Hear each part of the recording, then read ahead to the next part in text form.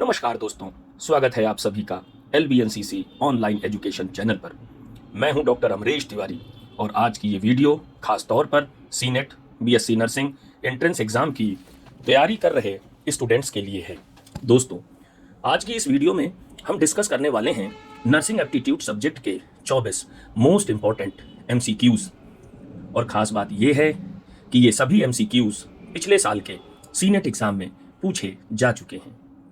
अगर आप सीनेट को लेकर सीरियस हैं तो ये वीडियो आपके लिए है, आपके लिए गोल्डन अपॉर्चुनिटी है, क्योंकि ऐसे क्वेश्चंस बार बार रिपीट होते हैं। मैं आपसे रिक्वेस्ट करूंगा, वीडियो को अंत तक ध्यान से देखें, हर क्वेश्चन को खुद सॉल्व करने की कोशिश करें और एक्सप्लेनेशन को अच्छे से समझें।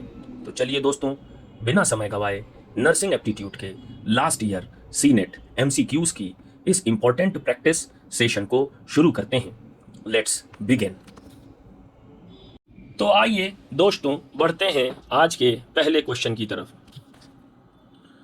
आज का पहला क्वेश्चन है, heart attack mainly affects which organ? Heart attack किस अंग को प्रभावित करता है? 4 ऑप्शन दिए हैं। Option A brain, option B lungs, option C heart, option D kidney.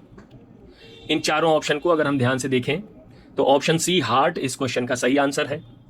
Heart attack में हार्ट को ब्लड सप्लाई करने वाली कोरोनरी आर्टरी में ब्लॉकेज हो जाता है, जिसकी वजह से हार्ट की जो मसल्स हैं, जिसको हम मायोकार्डियम कहते हैं, उसकी ब्लड सप्लाई कम हो जाती है, जिसकी वजह से हार्ट की मसल्स डैमेज होती हैं और हार्ट में पेन शुरू हो जाता है।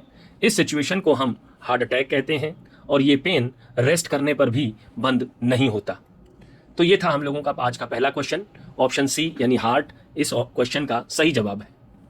तो आइए बढ़ते हैं आज के क्वेश्चन नंबर 2 की तरफ। क्वेश्चन नंबर 2 में पूछा गया है, which artery is commonly blocked in heart attack? Heart attack में कौन सी धमनी ब्लॉक होती है? 4 ऑप्शन दिए हैं। Option A pulmonary artery, option B coronary artery, option C carotid artery, option D renal artery. चारों ऑप्शन को ध्यान से देखा जाए तो ऑप्शन बी कोरोनरी आर्टरी इस क्वेश्चन का सही जवाब है। कोरोनरी आर्टरी ही वो आर्टरी है जो हार्ट को ऑक्सीजनेटेड ब्लड देती है। इसी के ब्लॉकेज होने से मायोकार्डियल इंफार्क्शन यानी हार्ट अटैक की प्रॉब्लम होती है। तो आइए अब हम क्वेश्चन नंबर 3 की तरफ आगे बढ़ते हैं। थर्ड क्वेश्चन में पूछा गया है, pregnancy duration is counted from? यानी गर्भ अवधि की गणना किससे की जाती है? 4 ऑप्शन दिए हैं।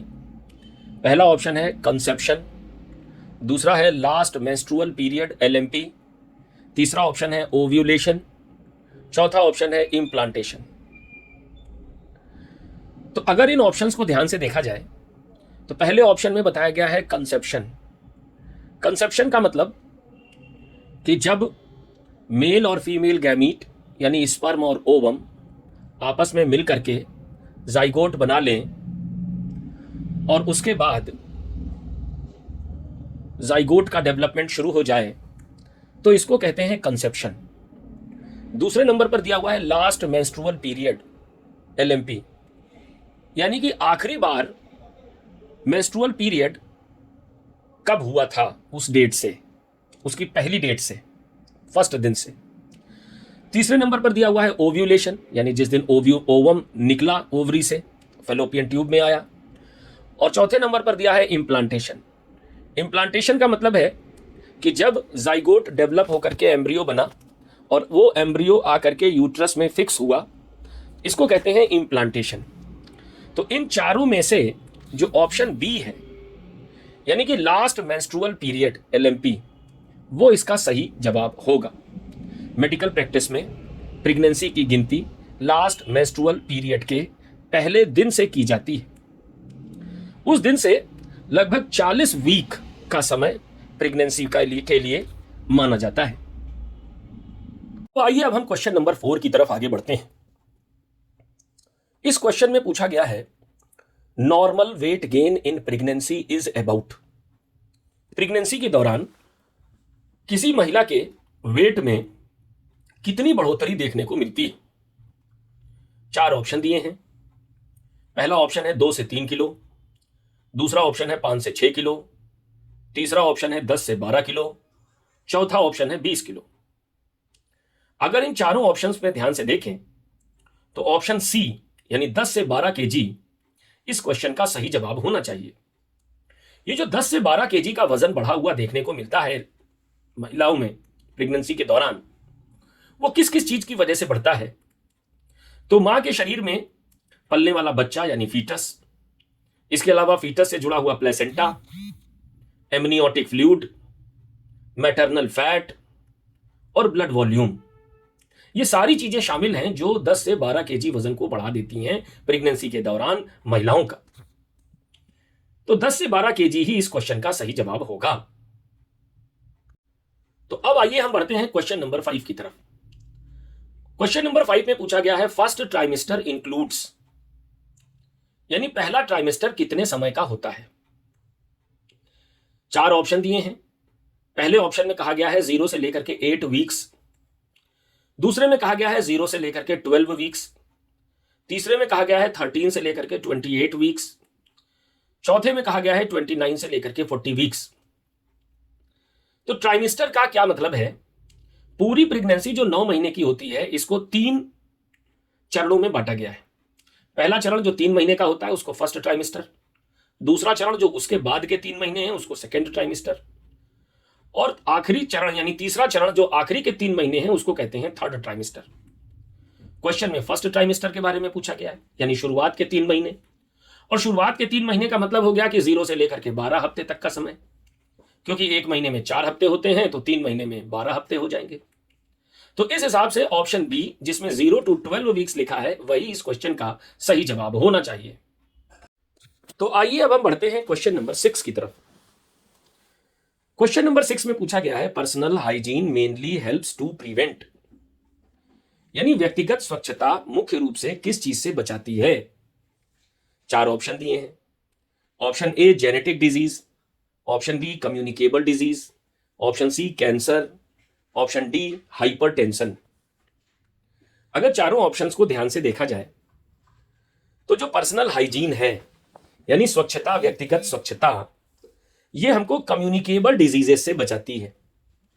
कम्युनिकेबल डिजीज ऐसी बीमारियां होती हैं जो एक से दूसरे तक फैलती हैं, और हम हाइजीन की मदद से इन बीमारियों को एक व्यक्ति से दूसरे व्यक्ति में फैलने से बचा सकते हैं, जैसे डायरिया, टाइफाइड या स्किन का इन्फेक्शन। ये सब ऐसी बीमारियां हैं जो कम्युनिकेबल डिजीज हैं और ये पर्सनल हाइजीन के द्वारा बचाई जा सकती हैं। बाकी जेनेटिक डिजीज, कैंसर, हाइपरटेंशन, ये सब ऐसी बीमारियां हैं जो इन्फेक्शन से नहीं होती, तो इसमें पर्सनल हाइजीन का कोई रोल नहीं होता। तो ऑप्शन बी कम्युनिकेबल डिजीज इस क्वेश्चन का सही जवाब होना चाहिए। तो आइए अब हम लोग बढ़ते हैं क्वेश्चन नंबर 7 की तरफ। क्वेश्चन नंबर 7 में पूछा गया है best time to wash hands is, हाथ धोने का सबसे जरूरी समय कब होता है? 4 ऑप्शन दिए हैं।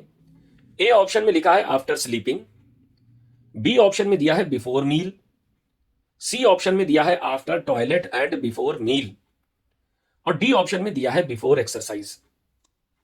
अगर इन चारों ऑप्शंस को ध्यान से देखें तो ऑप्शन सी जिसमें लिखा हुआ है टॉयलेट के बाद और भोजन से पहले, यही वो समय है जब हाथ धोने से संक्रमण को रोकने के लिए सबसे इफेक्टिव टाइम हो सकता है, सबसे बेस्ट टाइम हो सकता है। तो ऑप्शन सी इस क्वेश्चन का सही जवाब होना चाहिए। अब हम बढ़ते हैं क्वेश्चन नंबर 8 की तरफ। Normal haemoglobin level in adult mail is, यानी एडल्ट पुरुषों में हीमोग्लोबिन का स्तर क्या होता है? 4 ऑप्शन दिए हैं। 8 से 10 ग्राम पर डीएल, दूसरा ऑप्शन है 10 से 12 ग्राम पर डेसीलीटर, तीसरा ऑप्शन है 13 से 17 ग्राम पर डेसीलीटर, चौथा ऑप्शन है 18 से 20 ग्राम पर डेसीलीटर। 4 ऑप्शन दे रखे हैं। अगर इन चारों ऑप्शंस पर ध्यान दिया जाए तो जो न्यू बॉर्न होता है उसका हीमोग्लोबिन का लेवल 16 से 20 ग्राम पर डीएल के बीच में होता है, और जैसे जैसे ये बच्चा बड़ा होता है यानी 6 महीने से जब ये 1 साल तक पहुंचता है तो इसका हीमोग्लोबिन का लेवल घट जाता है, ये करीब 10.5 से 13.5 ग्राम तक पहुंच जाता है। उसके बाद फिर इस बच्चे का हीमोग्लोबिन बढ़ना शुरू करता है 1 साल से लेकर के और 12 साल तक के बच्चे का वजन हीमोग्लोबिन 11 से 14 ग्राम पर डीएल तक होता है। और एडल्ट मेल में, या पहले हम अगर फीमेल देखें तो एडल्ट फीमेल में ये 12 से 16 ग्राम पर डीएल होता है। और जो एडल्ट मेल होता है उसमें ये जो वैल्यू है ये फीमेल की अपेक्षा थोड़ी ज़्यादा, यानी कि 13 से 17 ग्राम पर डीएल होती है। तो अगर हम चारों ऑप्शन में देखें तो ऑप्शन सी में 13 से 17 ग्राम पर डीएल दे रखा है, यही इस क्वेश्चन का सही जवाब होगा। तो आइए अब हम बढ़ते हैं क्वेश्चन नंबर 9 की तरफ। क्वेश्चन नंबर 9 में पूछा गया है life span of RBC is, RBC का जीवन काल कितना होता है। 4 ऑप्शन दिए हैं। ऑप्शन ए में कहा है 60 दिन, ऑप्शन बी में दिया है 90 दिन, ऑप्शन सी में दिया है 120 डेज 120 दिन, ऑप्शन डी में दिया है 150 यानी 150 दिन। तो चारों ऑप्शन की तरफ अगर हम ध्यान से देखें तो आरबीसी का लाइफ स्पैन जो है वो ऑप्शन सी यानी कि 120 दिन, यही सही जवाब है।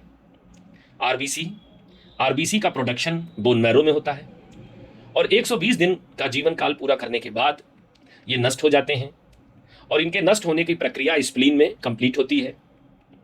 स्प्लीन को आरबीसी का ग्रेवयार्ड यानी कब्रिस्तान भी कहा गया है। तो ऑप्शन सी जो है वो इस क्वेश्चन का सही जवाब होना चाहिए। तो आइए अब हम बढ़ते हैं क्वेश्चन नंबर 10 की तरफ। क्वेश्चन नंबर 10 में पूछा गया है WBCR mainly responsible for, WBC का मुख्य कार्य क्या है। 4 ऑप्शन दिए हैं। पहले नंबर पर दिया है क्लॉटिंग, नंबर 2 पे दिया है ऑक्सीजन ट्रांसपोर्ट, नंबर 3 पर दिया है इम्यूनिटी, नंबर 4 पर दिया है न्यूट्रिशन। चारों ऑप्शन को अगर ध्यान से देखें तो ऑप्शन सी जो है इम्यूनिटी यानी कि रोग से लड़ने की क्षमता, यही WBC का मुख्य कार्य है। WBC यानी कि वाइट ब्लड सेल्स, ये इन्फेक्शन से लड़ती है और हमारे शरीर की इम्यूनिटी को बनाए रखती है। WBC हमारे ब्लड में पाई जाने वाली एक सेल है। अगर क्लॉटिंग की बात करें जो ऑप्शन ए में लिखा है, तो ब्लड में पाया जाने वाला एक दूसरा सेल जिसको प्लेटलेट्स कहते हैं वो क्लॉटिंग के लिए जिम्मेदार है। अगर ऑप्शन बी ऑक्सीजन ट्रांसपोर्ट की बात करें तो आरबीसी जो सेल है ब्लड में वही ऑक्सीजन ट्रांसपोर्ट का काम करती है। और ऑप्शन डी यानी न्यूट्रिशन की बात करें तो जो ब्लड में प्लाज्मा होता है उसमें न्यूट्रिशन या कह लो न्यूट्रिएंट का ट्रांसपोर्ट होता है। ऑप्शन सी यानी इम्यूनिटी इस क्वेश्चन का सही जवाब होगा। तो आइए अब हम बढ़ते हैं क्वेश्चन नंबर 11 की तरफ। क्वेश्चन नंबर 11 में बताया गया है, पूछा गया है blood group is determined by, blood group का निर्धारण किससे होता है। 4 ऑप्शन दिए हैं। पहले ऑप्शन में लिखा है आरबीसी एंटीजन, दूसरे ऑप्शन में लिखा है प्लाज्मा प्रोटीन, तीसरे ऑप्शन में लिखा है WBC, चौथे ऑप्शन में लिखा है प्लेटलेट्स। अगर चारों ऑप्शन की तरफ ध्यान से देखें तो जो पहला ऑप्शन है आरबीसी एंटीजन, यही इसका सही जवाब होना चाहिए। यानी कौन सा ब्लड ग्रुप होगा यह इस बात पर निर्भर करता है कि आरबीसी की सरफेस पर कौन सा एंटीजन मौजूद है। अगर आरबीसी की सरफेस पर एंटीजन ए है तो इसका मतलब है कि वो ब्लड ग्रुप ए बी है, और अगर आरबीसी की सरफेस पर एंटीजन बी है तो इसका मतलब है कि वो ब्लड ग्रुप बी है। अगर आरबीसी की सरफेस पर दोनों एंटीजन हैं तो इसका मतलब है कि वो ब्लड ग्रुप ए बी है, और अगर आरबीसी की सरफेस पर कोई एंटीजन नहीं है, ना ए ना बी, तो इसका मतलब है कि वो ब्लड ग्रुप ओ है। तो एंटीजन जो आरबीसी की सरफेस पर मौजूद होता है वही ये डिसाइड करता है कि उस ब्लड ग्रुप का क्या नाम होगा। एंटीजन एक तरीके का प्रोटीन होता है जिसकी मदद से हमारा शरीर किसी बाहरी शरीर को पहचानता है या बाहरी प्रोटीन को पहचानता है। तो पहला ऑप्शन आरबीसी एंटीजन, यही इस क्वेश्चन का सही जवाब होना चाहिए। तो आइए अब हम बढ़ते हैं क्वेश्चन नंबर 12 की तरफ। पूछा गया है RH positive means presence of, यानी RH पॉजिटिव होने का क्या मतलब है। 4 ऑप्शन दिए हैं। पहला ऑप्शन दिया है एंटी डी एंटीबॉडी, दूसरा ऑप्शन है डी एंटीजन, तीसरा ऑप्शन दिया है IgG, चौथा ऑप्शन दिया है हीमोग्लोबिन।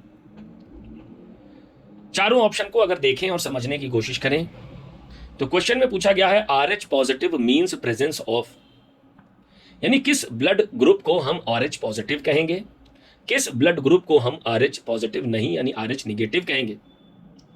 तो ऐसा ब्लड ग्रुप जिसमें ब्लड में मौजूद आरबीसी की सरफेस पर RH एंटीजन मौजूद होता है उसको RH पॉजिटिव कहते हैं। और जिसमें RH एंटीजन नहीं पाया जाता RBC की सरफेस पर, उसको RH निगेटिव कहते हैं। RH एंटीजन का एक दूसरा नाम D एंटीजन भी है। तो इस क्वेश्चन का सही जवाब ऑप्शन बी यानी D एंटीजन होना चाहिए, क्योंकि D एंटीजन का होना ही RH पॉजिटिव को दर्शाता है। तो आइए अब हम बढ़ते हैं क्वेश्चन नंबर 13 पर। पूछा गया है इन ABO system antibody is present in. ABO system में एंटीबॉडी कहां पाया जाता है? 4 ऑप्शन दिए हैं। पहला ऑप्शन है RBC, दूसरा ऑप्शन है प्लाज्मा, तीसरा ऑप्शन है प्लेटलेट्स और चौथा ऑप्शन है सीरम ओनली। चारों ऑप्शन पर अगर ध्यान से देखें तो ऑप्शन बी यानी कि प्लाज्मा इसका सही जवाब होना चाहिए। ABO सिस्टम में एंटीबॉडीज प्लाज्मा में पाई जाती हैं, वहीं एंटीजेंस RBC पर मौजूद होते हैं। एंटीबॉडीज का काम होता है रोग से लड़ना और एंटीबॉडीज प्लाज्मा में पाए जाते हैं। एंटीबॉडीज बी लिम्फोसाइट्स के द्वारा बनाए जाते हैं या बी सेल्स के द्वारा बनाए जाते हैं। तो इस क्वेश्चन का सही जवाब है कि एंटीबॉडी ब्लड में प्लाज्मा में मौजूद होते हैं। तो ऑप्शन बी इस क्वेश्चन का सही जवाब होना चाहिए। तो आइए अब हम बढ़ते हैं क्वेश्चन नंबर 14 की तरफ। पूछा गया है normal heart rate in adult is. वयस्क में दिल की धड़कन नॉर्मल कितनी होती है? 4 ऑप्शन दिए हैं। पहला ऑप्शन है 40 to 50 पर मिनट, दूसरा ऑप्शन है 60 से लेकर 100 पर मिनट, तीसरा ऑप्शन है 110 से 130 पर मिनट, चौथा ऑप्शन है 140 से 140 पर मिनट।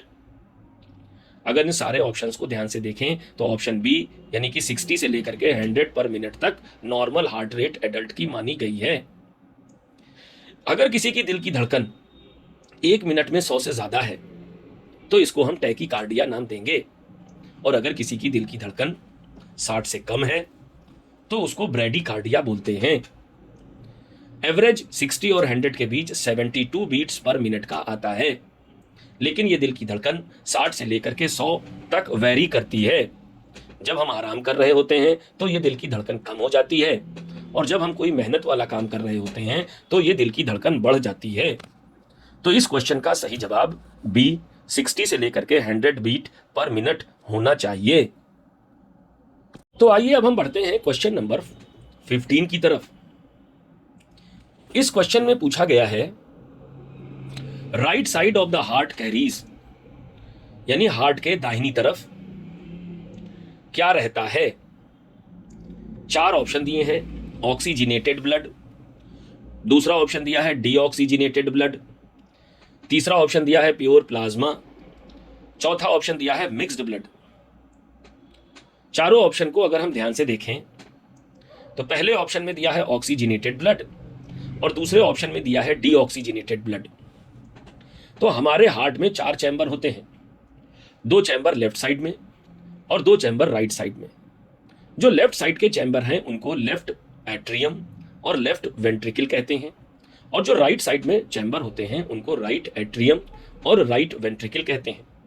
हमारी बॉडी से जो ब्लड कलेक्ट होकर के हार्ट में सबसे पहले इंटर करता है तो वो राइट एट्रियम में इंटर करता है, और राइट एट्रियम से निकल करके ये राइट वेंट्रिकल में जाता है। तो हमारे हार्ट का जो राइट साइड है, चाहे वो राइट एट्रियम हो चाहे वो राइट वेंट्रिकल हो, उसमें वही ब्लड होता है जो हमारी बॉडी से हार्ट में वापस आया है, और जो ब्लड हार्ट में वापस आता है बॉडी से हो करके वो डीऑक्सीजनेटेड ब्लड होता है। तो इस हिसाब से इस क्वेश्चन का सही जवाब बी यानी डीऑक्सीजनेटेड ब्लड होना चाहिए। हमारे हार्ट के राइट साइड के दोनों चैम्बर्स में डीऑक्सीजनेटेड ब्लड होता है, और राइट वेंट्रिकल से निकल करके ये ब्लड लंग्स में जाता है। लंग्स में इसका ऑक्सीजनेशन होता है, और लंग्स में ऑक्सीजनेशन होने के बाद ये ब्लड दोबारा हार्ट में आता है, लेकिन इस बार ये ब्लड हार्ट के राइट साइड में रहता है, लेफ्ट साइड में रहता है, यानी लेफ्ट एट्रियम में और लेफ्ट वेंट्रिकल में। तो लेफ्ट साइड में ऑक्सीजनेटेड ब्लड रहता है और राइट साइड में डीऑक्सीजनेटेड ब्लड रहता है। क्वेश्चन में चूंकि राइट साइड का पूछा गया था तो इसलिए ऑप्शन बी डीऑक्सीजनेटेड ब्लड इस क्वेश्चन का सही जवाब होना चाहिए। तो आइए अब हम लोग बढ़ते हैं क्वेश्चन नंबर 16 की तरफ। क्वेश्चन नंबर 16 में पूछा गया है protein digestion starts in. 4 option दिए हैं। पहला ऑप्शन है माउथ, दूसरा ऑप्शन है स्टमक, तीसरा ऑप्शन है इंटेस्टाइन, चौथा ऑप्शन है लीवर। और पूछा गया है कि इन चारों में से प्रोटीन का डाइजेशन कहां पर स्टार्ट होता है। अगर हम बात करें माउथ की, तो जब हम खाना खाते हैं तो खाना सबसे पहले माउथ में ही जाता है और हमारे माउथ में सेलाइवा पाया जाता है। सेलाइवा में एक एंजाइम होता है सेलिवरी एमाइलेज, जिसको टाइलिन भी कहते हैं। ये खाने में मौजूद कार्बोहाइड्रेट या स्टार्च का डाइजेशन शुरू कर देता है। तो अगर पूछा जाए कि स्टार्च का डाइजेशन कहाँ शुरू होता है या कार्बोहाइड्रेट का, तो उसका जवाब होगा माउथ। लेकिन माउथ में प्रोटीन का डाइजेशन नहीं होता। माउथ से निकलने के बाद भोजन ईसोफेगस से होता हुआ स्टमक में पहुंचता है। स्टमक में गैस्ट्रिक ग्लैंड के द्वारा गैस्ट्रिक जूस का सिक्रीशन होता है और गैस्ट्रिक जूस में पेप्सिन नाम का एंजाइम पाया जाता है और यह पेप्सिन एंजाइम प्रोटीन के डाइजेशन का काम करता है। तो अगर ये सोचा जाए कि प्रोटीन का डाइजेशन, तो प्रोटीन का डाइजेशन स्टमक में पेप्सिन एंजाइम के द्वारा शुरू होता है। तो इस हिसाब से इस क्वेश्चन का जवाब ऑप्शन बी यानी कि स्टमक होना चाहिए।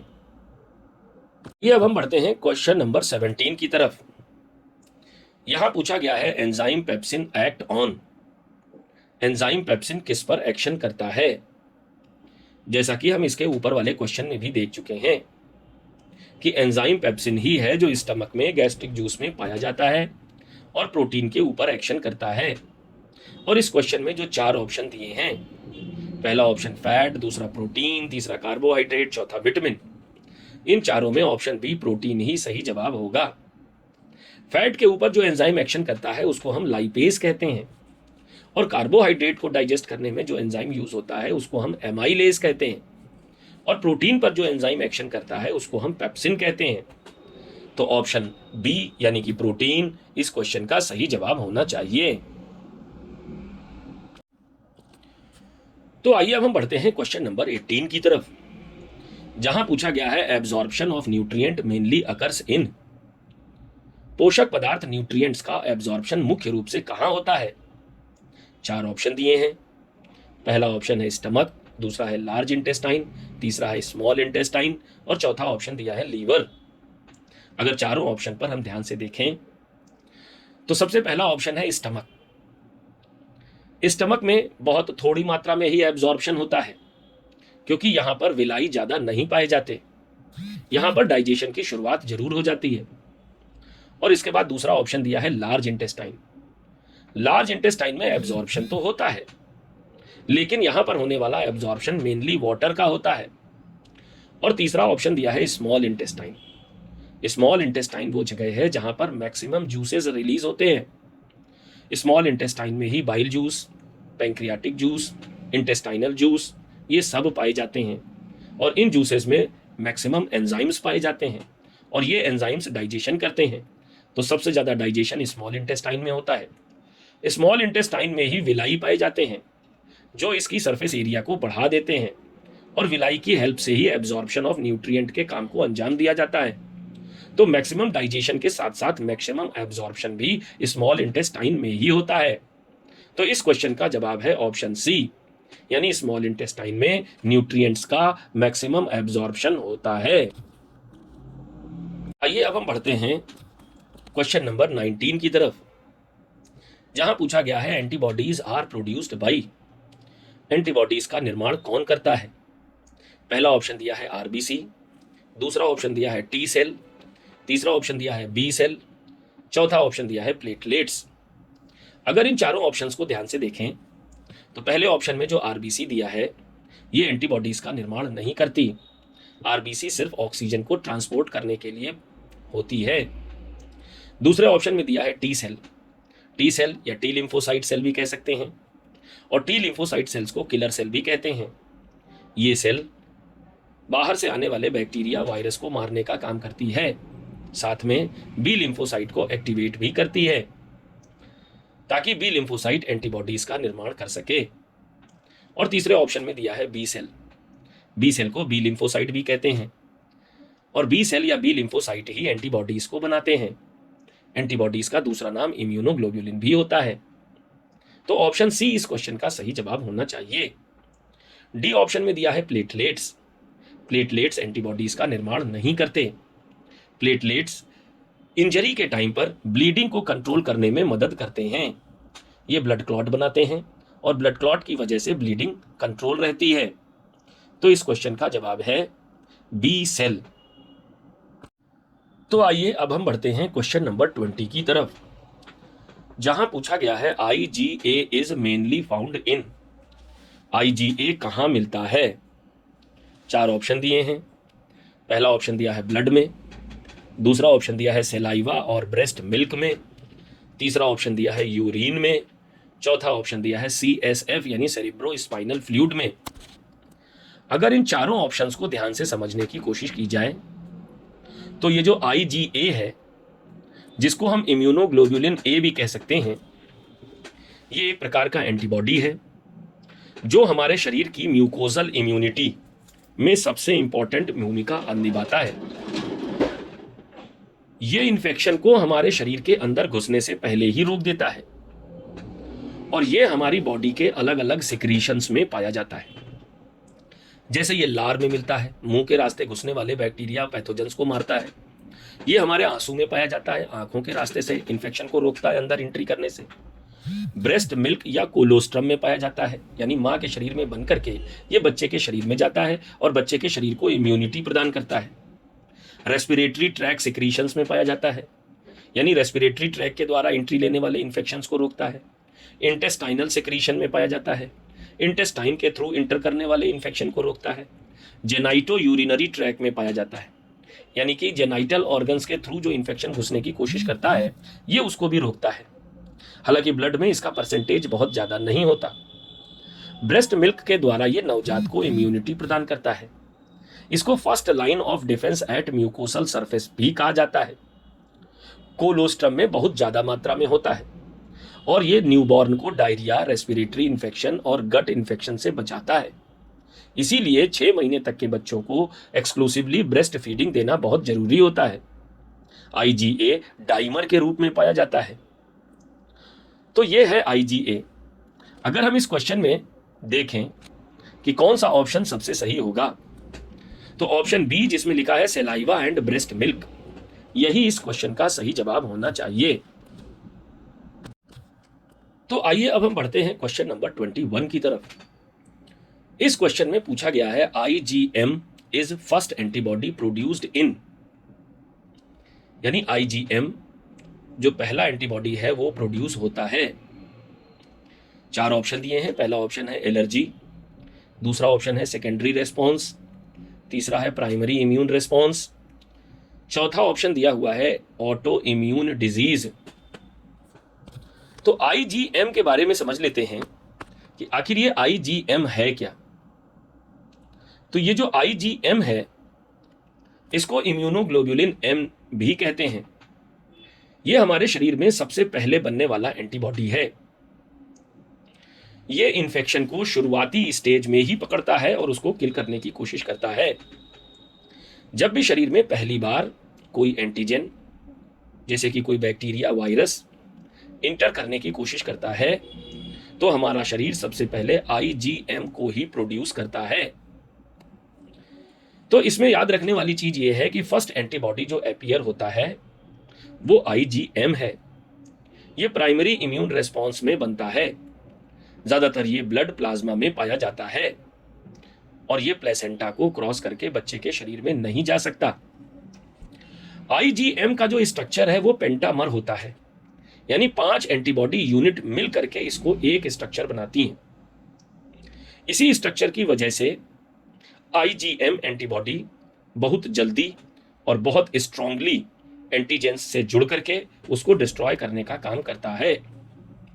IgM इन्फेक्शन के शुरुआती स्टेज में प्रोटेक्शन देता है, कॉम्प्लीमेंट सिस्टम एक्टिवेट करता है और ब्लड में बैक्टीरिया को जल्दी ही न्यूट्रलाइज करता है। इसलिए IgM को फर्स्ट रेस्पॉन्डर एंटीबॉडी भी कहा जाता है। अगर हम IgM अगर किसी के ब्लड टेस्ट में पॉजिटिव आ रहा है तो इसका मतलब है कि उस व्यक्ति को एक्यूट इन्फेक्शन हुआ है और अगर किसी को IgG पॉजिटिव आ रहा है तो इसका मतलब है कि उसका इन्फेक्शन पुराना हो गया है। तो इस क्वेश्चन का अगर हम जवाब देखने की कोशिश करें तो इस क्वेश्चन के आंसर में जो ऑप्शन दे रखा है जिसमें लिखा है primary immune response, option C, यही इस क्वेश्चन का सही जवाब होना चाहिए। तो आइए अब हम बढ़ते हैं क्वेश्चन नंबर 22 की तरफ, जहां पूछा गया है normal body temperature of new born is. 4 option दिए हैं, 35 डिग्री सेंटीग्रेड, 36.5 से 37.5 डिग्री सेंटीग्रेड, 38.5 डिग्री सेंटीग्रेड और लास्ट में दे रखा है 39 डिग्री सेंटीग्रेड या सेल्सियस। इन चारों ऑप्शन को अगर हम ध्यान से देखें तो न्यू बॉर्न का नॉर्मल टेम्परेचर लगभग 37 डिग्री सेल्सियस होता है। तो इस हिसाब से ये जो ऑप्शन बी दे रखा है जिसमें कि लिखा है 36.5 से लेकर के 37.5 तक, यही इस क्वेश्चन का सही जवाब होना चाहिए। आइए अब हम बढ़ते हैं क्वेश्चन नंबर 23 की तरफ, जहां पूछा गया है colostrum is rich in. Colostrum में अधिक मात्रा में क्या पाया जाता है? 4 ऑप्शन दिए हैं, फैट, एंटीबॉडीज, शुगर और आयरन। तो सबसे पहले हम ये जानते हैं कोलोस्ट्रम क्या है। डिलीवरी के बाद शुरू के 2 से 3 दिनों में जो पीला गाढ़ा दूध निकलता है उसी को कोलोस्ट्रम कहा जाता है और ये कोलोस्ट्रम बच्चे के लिए बहुत लाभकारी होता है क्योंकि इस कोलोस्ट्रम में पानी, प्रोटीन के साथ साथ भारी मात्रा में एंटीबॉडीज भी पाए जाते हैं और ये एंटीबॉडीज दूध के द्वारा बच्चे के शरीर में जाते हैं। बच्चे के शरीर में ये पैसिव इम्यूनिटी को डेवलप करते हैं और बच्चा बीमारियों से बचा रहता है। अगर ये कौन से एंटीबॉडी की बात कर रहे हैं तो कोलोस्ट्रम में IgA एंटीबॉडी सबसे अधिक मात्रा में होता है और ये बच्चे को इन्फेक्शन से बचाता है। तो ऑप्शन बी एंटीबॉडीज इस क्वेश्चन का सही जवाब होना चाहिए। तो आइए अब हम बढ़ते हैं इस 24th क्वेश्चन की तरफ, जहां पूछा गया है first vaccine given to newborn is. नवजात शिशु को सबसे पहले कौन सी वैक्सीन दी जाती है? 4 ऑप्शन दिए हैं। पहला ऑप्शन है DPT, दूसरा है OPV, तीसरा है BCG और चौथा है हेपेटाइटिस B। तो इन चारों वैक्सीनों में जो ऑप्शन सी है BCG, वही इस क्वेश्चन का सही जवाब है। जन्मजात शिशु को डिस्चार्ज करने से पहले जो वैक्सीन दी जाती है वो BCG वैक्सीन है। BCG वैक्सीन ट्यूबरकुलोसिस से बचाव के लिए जन्म के तुरंत बाद में दी जाती है। तो इस क्वेश्चन का सही जवाब ऑप्शन सी BCG होना चाहिए। तो दोस्तों, ये थे नर्सिंग एप्टीट्यूड के 24 इंपॉर्टेंट MCQs जो पीछे के सालों में सीनेट एग्जाम में पूछे जा चुके हैं। अगर आपने सभी क्वेश्चंस खुद सॉल्व किए हैं तो समझ लीजिए आप राइट ट्रैक पर हैं और जहां गलती हुई वहीं आपकी रियल प्रिपरेशन पॉइंट है। याद रखिए, सीनेट जैसे एग्जाम में selection concept plus practice plus revision से ही मिलता है। अगर आपको ये वीडियो हेल्पफुल लगी हो तो लाइक जरूर करें और ऐसे ही रियल एग्जाम बेस्ड MCQs के लिए LBNCC ऑनलाइन एजुकेशन चैनल को सब्सक्राइब करें। वीडियो को अपने उन दोस्तों के साथ भी शेयर करें जो BSc नर्सिंग सीनेट की तैयारी कर रहे हैं। मैं हूं डॉक्टर अमरेश तिवारी और मिलते हैं अगले वीडियो में और भी ज्यादा इंपॉर्टेंट क्वेश्चंस और स्मार्ट ट्रिक्स के साथ। Till then keep practising, keep believing और अपने सिलेक्शन पर भरोसा रखिए। Thank you.